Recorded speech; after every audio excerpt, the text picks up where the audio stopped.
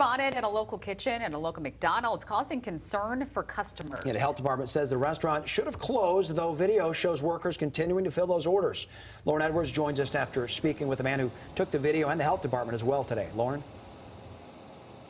Derek and Janice, we spoke with the health department behind me here in Three Rivers a short time ago, and they tell us that what happened at that McDonald's in Bronson, it was in fact a sewage, but there was no human waste in it, no fecal matter, so they didn't have to worry about that part exactly. Nonetheless, they did say that they should have closed the doors.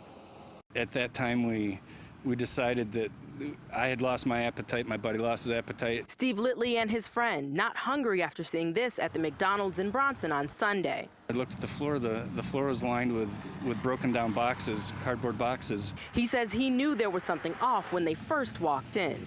After waiting for our food for 10 minutes or so, we decided that there are just too many flies to eat in. He shot this video as well, which was shared multiple times on social media. The local health department says when they found out about it on Monday, they investigated it. The company had a pump company come out to clean out their grease traps. In that process, the grease backed up and spilled over. At that point, the point that I made to the management and the owners is that is considered sewage. At that point, they should have closed down. The health department says there was no fecal matter or human waste in the sewage, but stressed to the owners that next time it's best to close its doors. We made sure that they understood that point, and they did, and they were going to pass that information along to their staff.